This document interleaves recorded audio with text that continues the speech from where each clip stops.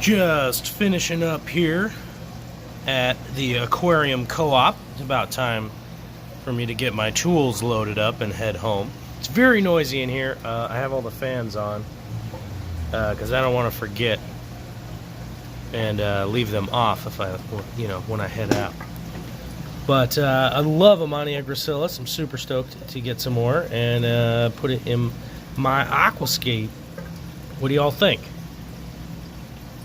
I wouldn't say it's necessarily one of my favorite plants because it will grow completely out of control and I'll probably lose my mind in about a year and stick it in a pond or something, right? But love this plant. As you can see under some highlight, once it's converted, it'll become orangish with red eventually. But easy to grow stem plant, does quite well. You can see like here's the fresh green from growing immersed above the water.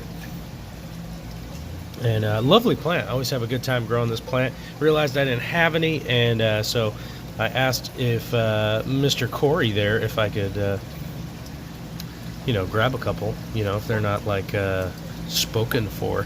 So check out Ammania gracilis at aquariumcoop.com if you ever get a chance. Check it out. It's a pretty good plant. I like it. Very easy plant, easy to grow. Doesn't need too much fertilizer or, always go with CO2 and a little fertilizer. Why not? There's a Fluval 3.0 lights installed here into the stands. But, yeah, you don't have to go too crazy with this one. You can grow this one under T5 lights if that's what you got. Or even like a Stingray or something like that. Those work good too.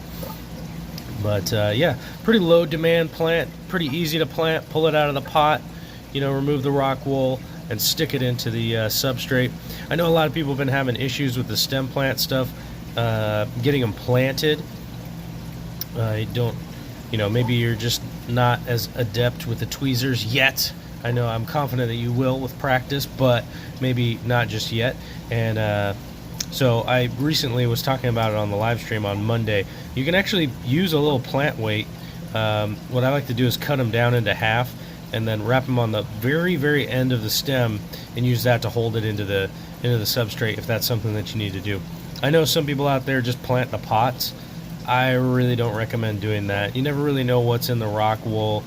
Sometimes the farms will add a little bit of fertilizer in there and stuff, and I don't recommend adding that into your tank. And plus, why do you want this plastic in there? Eventually, you'll know that this plastic was in there, and then you'll just end up having to take it out later, right? There is a little pond snail on here. That's life. Sometimes you do get a snail. I don't mind the snails. I got a puffer. It gives me 100% excuse to have a puffer. So, hope everyone's having a good day out there. Latro from the coop.